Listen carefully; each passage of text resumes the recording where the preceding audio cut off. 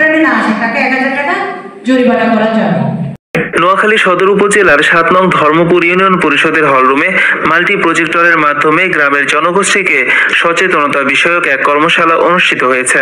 নোয়াখালী সদর উপজেলা সমন্বয়কারী জ্যোৎস্না বেগমের সঞ্চালনায় উপস্থিত ছিলেন 7 নং ধর্মপুর ইউনিয়ন পরিষদের চেয়ারম্যান হাফেজ মহিউদ্দিন, ইউপি সচিব সঞ্জিত রঞ্জন কর্মকার, 3 নং ওয়ার্ড ইউপি সদস্য মোহাম্মদ ইব্রাহিম, 2 নং ওয়ার্ড ইউপি সদস্য মোহাম্মদ আব্দুল কাদের, 5 নং ওয়ার্ড ইউপি সদস্য আব্দুল মতিন, 4, 5, 6 নং ওয়ার্ডের ব্লক মেম্বার তাহমিনা বেগম সহ স্থানীয় লোকজন। কর্মসূচি চলাকালীন সময় সদর উপজেলা গ্রাম আদালতের সমন্বয়কারী জ্যোৎস্না বেগম বলেন, বিচার ব্যবস্থায় দেশের দরিদ্র মানুষের প্রবেশাধিকার নিশ্চিত ও সহজ করতেই গঠন করা হয়েছে গ্রাম আদালত। গ্রামের দরিদ্র মানুষ যাতে সহজে ও নামমাত্র খরচে তাদের এই অধিকার রক্ষা বা প্রতিষ্ঠা করতে পারে সেজন্যই গ্রাম আদালত প্রতিষ্ঠা করা হয়েছে। এই আদালতে গ্রামের ছোটখাটো বিরোধ বড় আকার ধারণ করার আগেই সহজে নিষ্পত্তি করা সম্ভব। গ্রামীণ জনপদে ন্যায় বিচারের ভিত শক্তিশালী করতে 2006 সালে এক অধ্যাদেশের মাধ্যমে গ্রাম আদালত প্রতিষ্ঠা করে বাংলাদেশ সরকার। ইউনিয়ন পর্যায়ের এই আদালত জজ আদালতে মামলার চাপ কমিয়ে গোটা বিচার ব্যবস্থায় গতিশীলতা এনেছে। তবে সাধারণ মানুষ ও তাদের নির্বাচিত প্রতিনিধি দ্বারা গ্রাম আদালত পরিচালিত হওয়ায় বা জনপ্রতিনিধিদের আচরণগত ত্রুটির কারণে এই আদালত অনেক সময় ভাবমূর্তি রক্ষা করতে ব্যর্থ হয়। কিন্তু আইনগত দিক থেকে গ্রাম আদালত একটি পূর্ণাঙ্গ আদালত। 1976 সালের গ্রাম আদালত আইন অনুযায়ী সুনির্দিষ্ট ক্ষেত্রে এটি ফৌজদারি ও দেওয়ানি 2 ধারাতেই বিচার করার কর্তৃত্ব রাখে।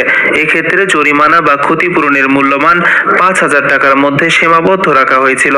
2006 সালের মে মাসে 19 নং আইনের অধীনে 1976 সালের গ্রাম আদালত অধ্যাদেশের সংশোধন হয়ে যে আইনটি প্রণীত হয় সেটি কম বেশি আগের আইনটির মতোই। তবে এখানে প্রধান পরিবর্তনটি এসেছে মামলার ক্ষতিপূরণের আর্থিক সীমায়, যা 5000 টাকা থেকে 25,000 টাকায় উন্নীত করা হয়েছে।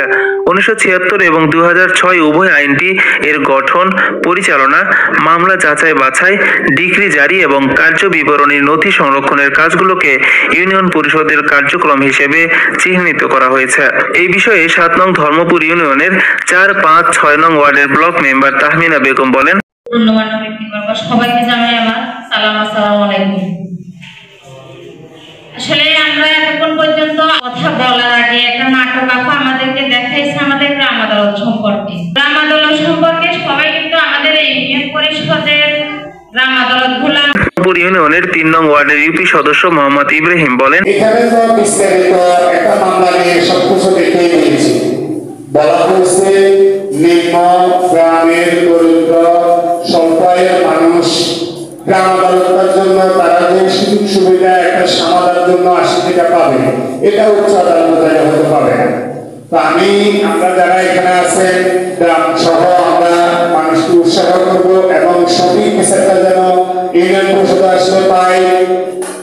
তার পাশাপাশি ইউনিয়ন পরিষদের প্রতি, সালিসের প্রতি এবং বিচার ব্যবস্থার প্রতি আস্থা এবং বিশ্বাস রেখে আমরা এই ধারাবাহিকতার যেন আরো আগামী দিন এই ইউনিয়ন পরিষদের সংশ্লিষ্টতার সাথে এবং সালিস ব্যবস্থার সাথে যেন আমরা আরো উজ্জ্বল ভবিষ্যৎ কামনা করে সংক্ষিপ্ত আলোচনা এখানে শেষ করলাম। ধন্যবাদ সবাইকে, আসসালামু আলাইকুম। 7 নং ধর্মপুর ইউনিয়ন পরিষদের কর্মশালায় এসে চেয়ারম্যান হাফেজ মহিউদ্দিন বলেন, আমাদের ইউনিয়নের মানুষ এখন গ্রাম আদালত বিষয়ে অনেক কিছু জানে এবং শিখতে পেরেছে। তারা এখন গ্রামে কোনো ছোটখাটো সমস্যা হলে গ্রাম আদালতের মাধ্যমে সমাধান করে ফেলে। তারা আর উচ্চ আদালতে যেতে হয় না। আমাদের সমাজে একটা কথা আছে, কেউ যদি আম গাছ রোপণ করে আঙ্গুরের আশা করে অথবা আপেলের আশা করে, সেটা তেমনি ভাবে বাস্তবায়ন আদৌ হবে না। তেমনি ভাবে আমরা যতক্ষণ পর্যন্ত সৎ, যোগ্য, দক্ষ, ন্যায়পরায়ণ ব্যক্তিদেরকে পরিষদের সদস্য এবং চেয়ারম্যান নির্বাচিত না করবো, ততক্ষণ পর্যন্ত আমরাও ভালো ফলাফল পাওয়া আমাদের জন্য খুবই কঠিন। আজকে কর্তৃক যে ভিডিও প্রদর্শনী আমাদের সামনে দেখিয়েছেন, সেখানে একটা গ্রাম আদালতের বিচার ফয়সালা কিভাবে হওয়া দরকার